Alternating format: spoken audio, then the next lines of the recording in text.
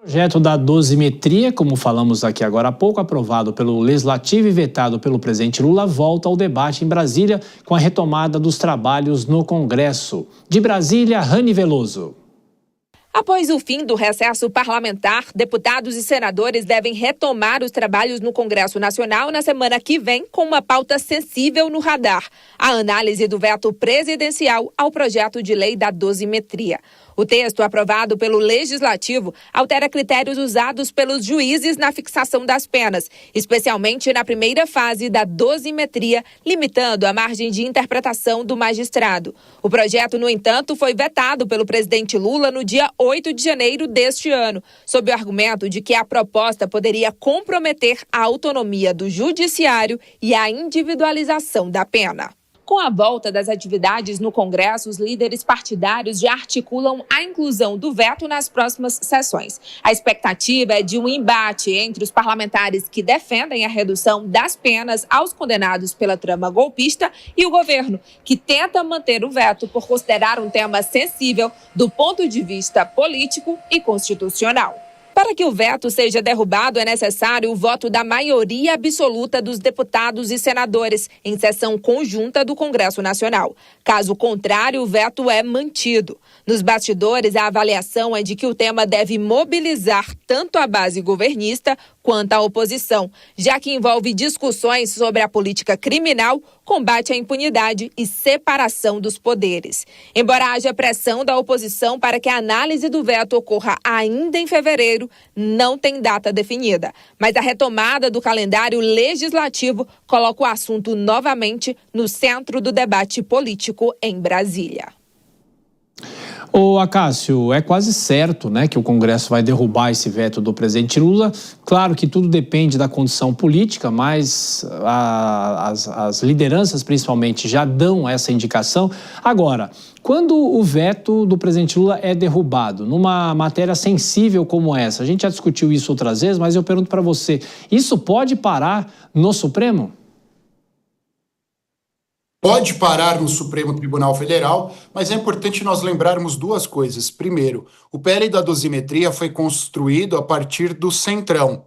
Então há a atuação do Centrão e há também a atuação da direita. Portanto, há votos suficientes para a derrubada do seu veto.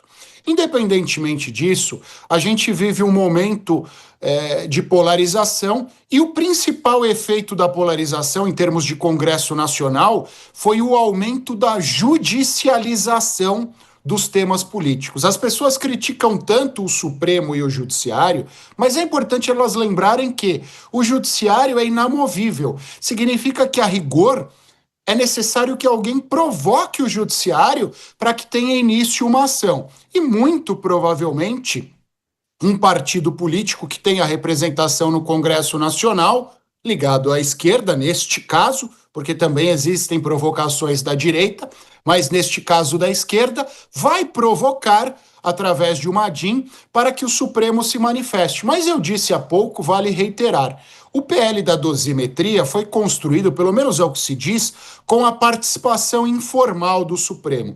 Então, acho muito pouco provável que o Supremo vá alterar o resultado da derrubada do veto. Sendo derrubado o veto, o Supremo vai manter essa derrubada do veto e aplicação do PL da dosimetria. Agora, Cássio, só mais uma questão. Quando o PL da dosimetria foi vetado pelo presidente Lula, o senador Esperidião Amin, o relator, propôs a volta do debate sobre a anistia.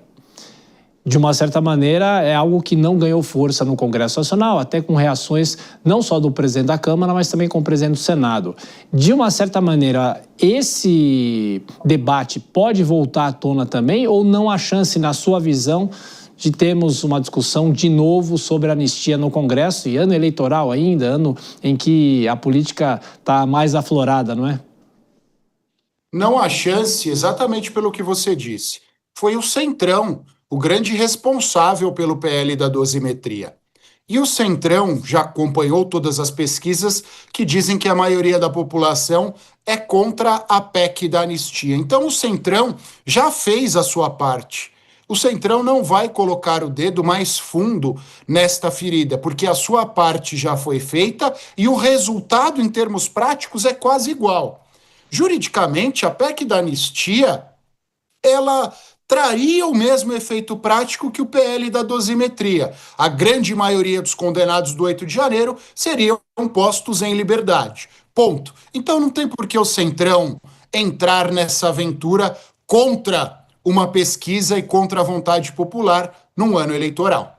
E só para a gente fechar essa discussão, a gente fala, né, de direita rachada, com a história da candidatura de Flávio Bolsonaro, apesar de todas as negativas, né, de pré-candidatos à presidência da República. Será que isso interfere nesse debate do Congresso Nacional ou uma coisa, outra coisa, outra coisa? Eu acho que não há interferência. A direita, pelo menos no decorrer desse ano, agirá em bloco. Quando a gente fala nessa ruptura da direita, a gente fala na ascensão de novas lideranças. Primeiro, nós só tínhamos o bolsonarismo. No Brasil, bolsonarismo e direita eram quase que sinônimos. Hoje nós não temos mais. Nós temos uma direita soft, uma direita light, que já incomoda o bolsonarismo, não à toa. Os filhos de Bolsonaro já fizeram críticas a essa direita e aqueles bolsonaristas mais raízes fazem críticas a essa direita.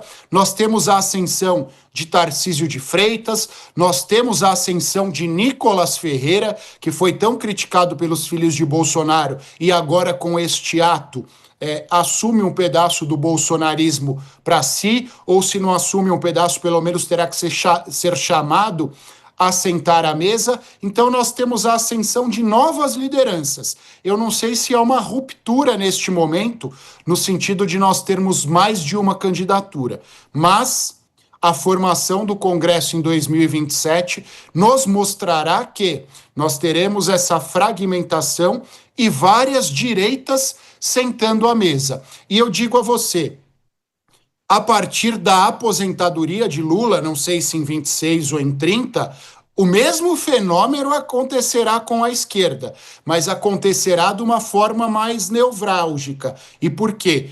Lula não permitiu que novas lideranças de esquerda surgissem. Bolsonaro não teve essa habilidade até agora. Há a ascensão de novas direitas. Então, nos próximos anos, nós acompanharemos uma fragmentação grande da política do país com o surgimento de inúmeras novas lideranças.